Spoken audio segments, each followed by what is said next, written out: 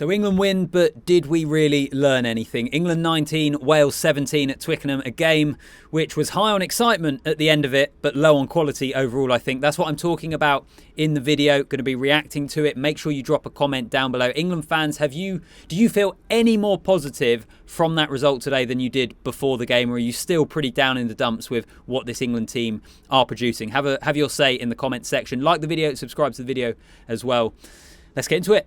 So firstly, apologies for the slight delay in getting a reaction up to the England game. I was on commentary tonight here at work for the France-Scotland game. I'll try and get a video up at some point for that as well, because that was a far more interesting game. But I know that England, it's worth talking about England. 19-17 against Wales. I mean, particularly that first half, I thought it was absolutely dire. It looked like two teams who were just incredibly average, really. And unfortunately, that's the way it kind of was throughout the game. I know England came back into it, and I'll get onto that in a moment. But when you saw this England starting 15, despite how they have been playing over the last few years, it's the most experienced team England have ever named.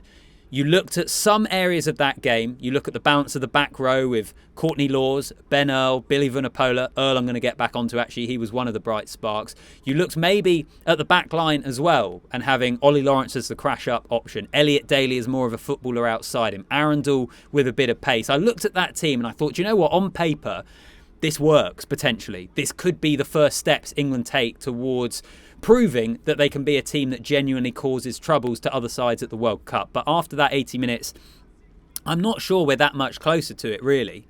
And England will point towards the comeback. They will point towards the fact that they were down to 12 players and they had to come back and get the result. And that's all well and good. But I still want to see England at this time be able to go and assert their dominance on a game from minute one. And here's a question for you. When was the last time you saw England do that? Genuinely. Because I think England's best attacking displays, in recent times at least, was when they looked down and out against the All Blacks at Twickenham last autumn, when they came back to draw the game, and it was a great comeback in the end, but also they put themselves in a bit of a hole.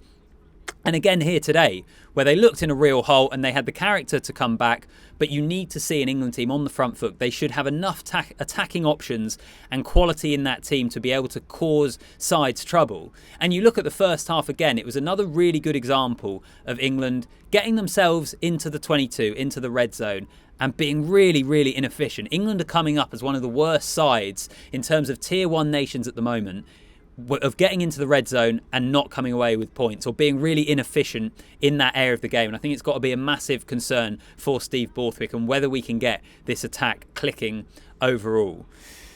But they did come back. They did win. Let me at least be a little bit positive, because I thought Ben Earl was excellent. He has waited, was it 15 appearances for England he's had up to this point? They've all been off the bench. He got his first start. And as I said already, the balance of that back row, you just look at it and you feel like it could potentially make more sense. And I thought Ben Earl was brilliant and showed exactly what he can bring to England, in that he is a different option. I'm delighted that he's made the World Cup squad, and I hope he continues to get more options. What I don't know is what happens when Curry comes back, because I could easily see it being Courtney Lawes and Curry and Vunipola and England going for a more power game. I think that's probably what Steve Borthwick enjoys. But having said that, I would say that Ben Earl is closer to maybe Jasper Wiese in terms of that England setup and back row options that England have. So maybe we could see him fit in the way that the Leicester number 8 has done so well. So Ben Earl, big thumbs up. Elsewhere, Elliot Daly had a few nice touches. There were moments. But it's still, I think, fairly underwhelming when I was hoping to just see a little bit more from England. That's kind of where I am at the moment. Let's talk about Owen Farrell as well.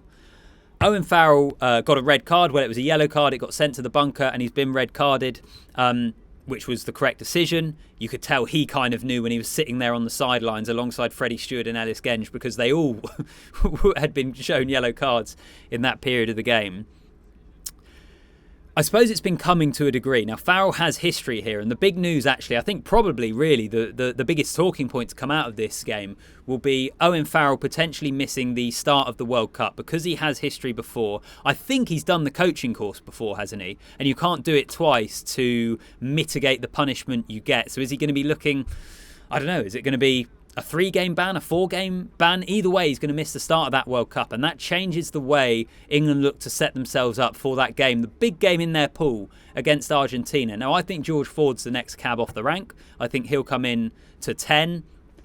Does that mean Marcus Smith gets more of a look in on the bench? I'm not so sure, but that's going to be fascinating for England to be without Owen Farrell. Whatever you think of Owen Farrell, and we've all had our frustrations about his tackle technique over the years, and it's come back to bite him at Twickenham today. He's a pivotal cog in this England side, and he's a brilliant player. There's a reason that Steve Borthwick named him as the captain of the team, because he was one of the first names on the team sheet.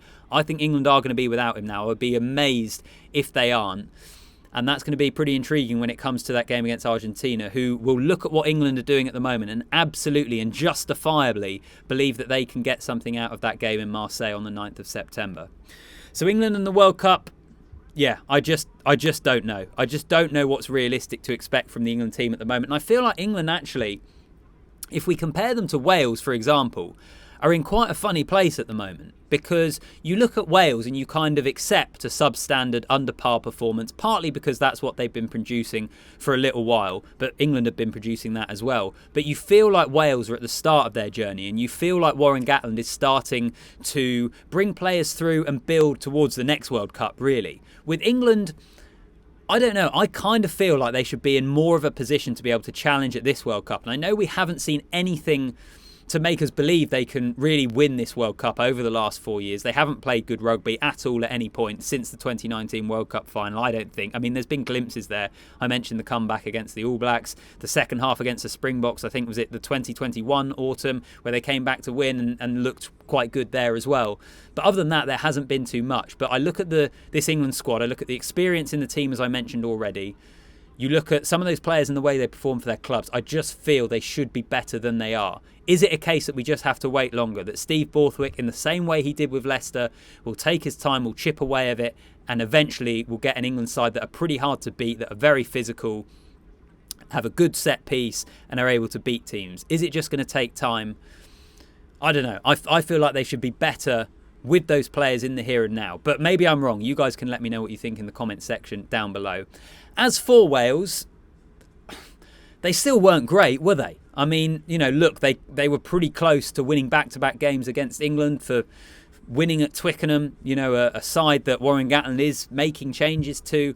I think they will feel more positive than England because of the expectations on them and the direction they're heading, but they still have a long, long way to go overall. So those are kind of my thoughts on the game. Let me know what you think in the comment section down below. As I've said at the start of the video, I think the reality is England and Wales are two very, very average international sides at this moment in time. But you can have your say. Like the video and subscribe to the channel as well, and I'll see you in the next one.